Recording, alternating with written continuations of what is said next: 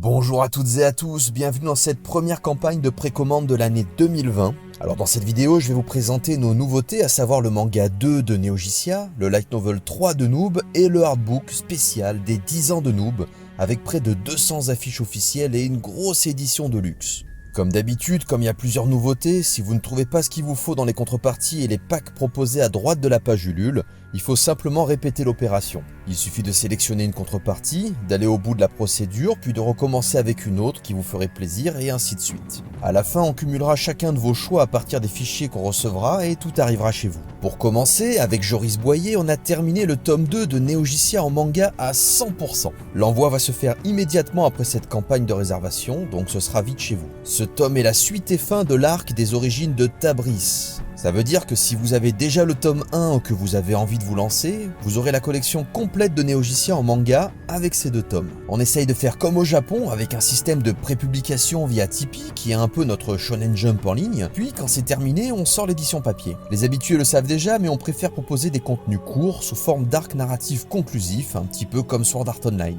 Alors, s'agissant de Neogicia, pour placer et comprendre cette licence, rien de plus simple. L'univers étendu de Noob se divise en 3 grands axes. Le jeu vidéo, avec Noob, le monde réel, avec le bloc de Gaïa, et l'histoire du Lord Olidri, avec Neogicia. Neogicia se situe dans le background pur et dur.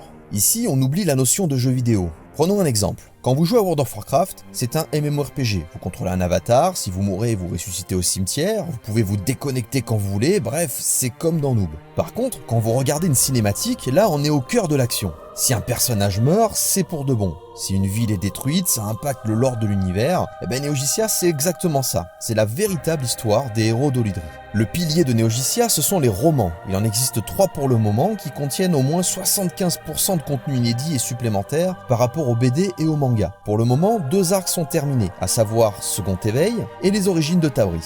Très bientôt, avec le roman 4, on va attaquer un 3e arc, mais on aura le temps de revenir là-dessus à la rentrée. Revenons au manga. Il propose une version graphique de l'univers, avec un côté shonen qui fait la part belle à l'action. On a aussi une narration omnisciente, contrairement aux romans qui sont à la première personne, comme Hunger Games par exemple. Les mangas contiennent une histoire complète, et pour le synopsis, on suit les aventures de Sally Asgard. C'est une jeune olydrienne pas très douée pour la magie. Elle ne jure que par la technologie. Cette science venue des astres suite à un crash d'un mystérieux vaisseau la passionne plus que tout. Durant son adolescence, elle va quitter son village natal et rejoindre Centralis, la capitale de l'Empire.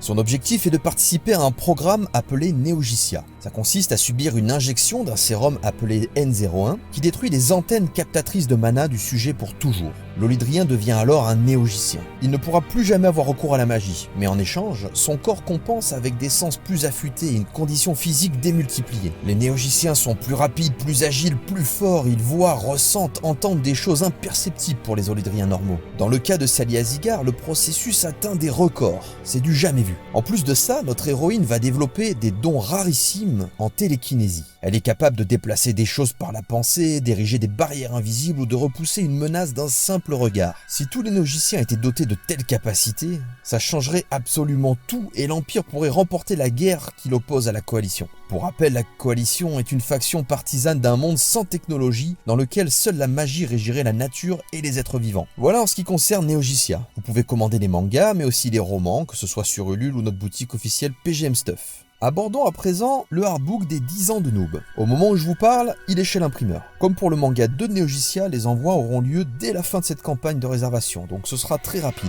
Il faudra juste le temps de signer, d'emballer et d'apporter le tout au transporteur. Ce hardbook est une édition de luxe avec près de 200 visuels axés sur la web-série Noob et ses films. Chaque affiche a été travaillée et retravaillée au fil des années. En gros, dès que j'ai appris de nouvelles choses, j'ai amélioré mon ancien travail pour le mettre au goût du jour, et dans ce livre, vous avez les versions définitives. C'est le premier ouvrage de type beau livre d'Olydri Édition. Cette collection commence donc avec le hardbook des 10 ans et puis va continuer avec le guide officiel qui sera un énorme bouquin avec des milliers de photos des acteurs en costume pendant les tournages, des interviews, des anecdotes, etc. Puis plus tard on proposera la fameuse encyclopédie de l'univers étendu d'Olydri avec les maps mondes, les chronologies, les items, les bestiaires, les rouages du MMORPG, les joueurs, les PNJ, les factions, etc. etc. Ce sera très dense. Ces livres qui seront très graphiques vont regrouper à chaque fois tout notre travail depuis plus d'une décennie dans un domaine donné. Et pour finir sur ce artbook des 10 ans, pour celles et ceux qui viendront en convention, ce sera un support de dédicace sympa puisqu'il y a des visuels de tous les acteurs et actrices de l'aventure Noob.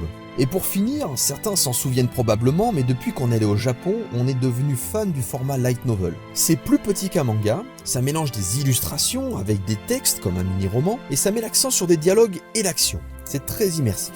On peut l'emporter partout avec soi, ça rentre dans la poche, on peut bouquiner dans les transports en commun, c'est vachement sympa. Au Japon, le light novel est aussi populaire que le manga, et on a choisi de proposer ce contenu à la fois sous forme d'omnibus grand format, comme les éditions Offelb avec Sword Art Online, et au format initial en respectant scrupuleusement les codes du light novel tel qu'il existe dans son pays d'origine. Ça, c'est un des avantages d'être un petit éditeur indépendant, on peut tester des trucs pas courants. En ce qui concerne Noob, on a décidé de donner aux arcs 1, 2, 3, 4, 5 et 6 un format intemporel à travers l'écriture et des illustrations, le tout au format light novel. Et dans le light novel 3, on revient sur l'époque de la chute de l'Empire, mais sous un angle inédit, complémentaire et indépendant. Comme toujours, ce récit se suffit à lui-même, mais si vous êtes un habitué de notre chronologie transmédia, je précise qu'il s'inscrit entre les romans 2.5 et 3.5.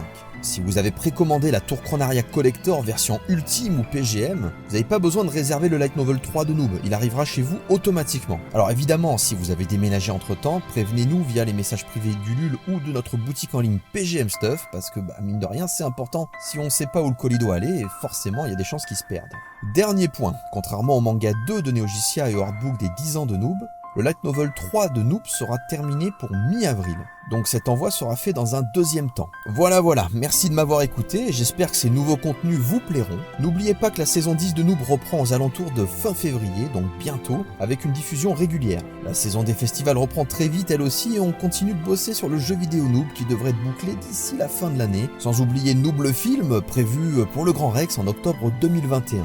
Avec le recul, on pourrait croire que Noob est un univers ultra vaste, mais en fait, on reste des indépendants et à côté des licences professionnelles, on se rend compte qu'il n'y a pas tant de choses que ça. Par exemple, tous les épisodes de Noob cumulés représentent grosso modo une seule saison de The Flash ou Arrow. Donc dit comme ça paraît tout de suite moins impressionnant. Parce qu'au final, Noob c'est un contenu indépendant qui a la chance de bénéficier d'une impressionnante longévité grâce à sa communauté, comme Nullbuck ou Reflet d'Acide, mais on est encore très loin d'avoir fait le tour. Alors n'oubliez pas de rester connectés et ensemble, j'espère qu'on va profiter d'une autre décennie d'aventure sur plein de médias sympas, dont le jeu vidéo. Alors à très bientôt et n'oubliez pas qu'on reste à votre disposition pour le SAV sur les messages privés d'Ulule et de PGM Stuff, selon l'espace que vous avez décidé d'utiliser pour vous procurer tel ou tel support, tels que des romans, les BD, les mangas, les light novels, etc., etc. Je vous dis à très bientôt, allez bye bye.